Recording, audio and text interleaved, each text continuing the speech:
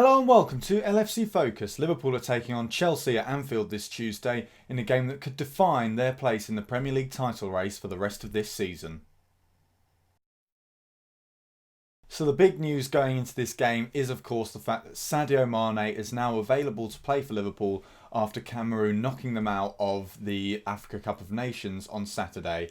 Obviously, given the fact that Mane has been playing midweeks and weekends consistently while at AFCON and also played the full 120 minutes against Cameroon, means that he probably won't feature from the start in this game. I think as much as Liverpool do need him at the moment because we've performed so poorly since he left, and he does help the other players like Firmino and Coutinho in that attacking three play so much better when he's there, and he brings that extra dimension to our play.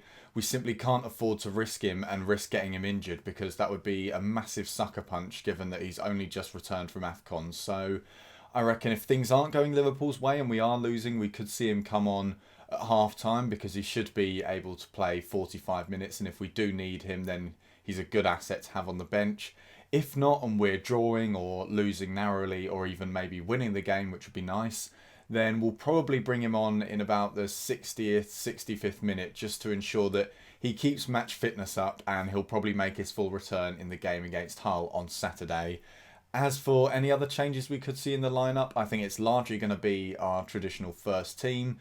We could see Trent Alexander-Arnold at right back simply because Nathaniel Clyne has been out for a while now, and even if he is fit for this game, it might be a good idea to ease him in a bit more gently than throwing him straight back into the starting lineup, especially when Trent Alexander-Arnold has performed so well when called on for Liverpool already this season, and he showed against Man United that he can handle big pressure and big games and actually perform pretty well for Liverpool.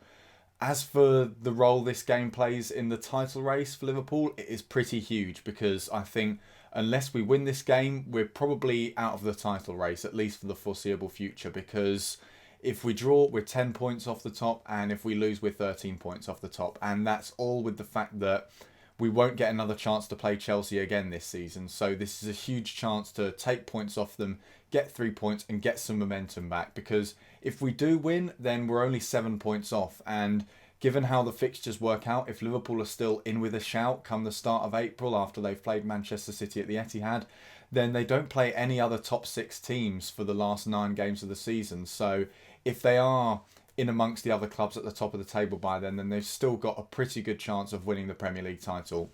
Hello? What's gone on there? 1 second. Do apologise to all of you at home for the technical difficulties. We'll be back shortly.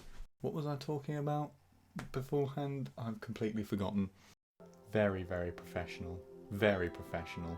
Nearly there, guys. Here we go. Right, logo's back. So, on to my 3 reasons why we will potentially beat Chelsea. Not a difficult one to, well, actually a very difficult one to compile this week, but I've still managed to get 3 reasons together why we could get the win. So, starting off, it is Sadio Mane, who will be so important, I think, to Liverpool in this game, whether he does start or whether he more likely comes off the bench, because one of the main problems we've faced since he left is that we've just got no width in the side, and as I've mentioned in probably countless videos already in January, we have to push those fullbacks forward, and Lallana and Coutinho, who are the wide players in the front three, always come into the box, and that makes them just so much less effective. And the fullbacks, they're good players, but they're not particularly good at crossing the ball, so there's no delivery coming in from out wide, and Liverpool are just really stifled by defences that like to park the bus when we don't have Sadio Mane. He showed earlier on in the season that extra dimension he brings and how it stops teams from just defaulting to playing a flat back four, deep lying midfield and parking the bus against us, because Liverpool have various different ways in which they can attack with Sadio Mane, so there's no one set way to defend against them. So hopefully with him back in the side, Chelsea might struggle a little bit to defend against Liverpool.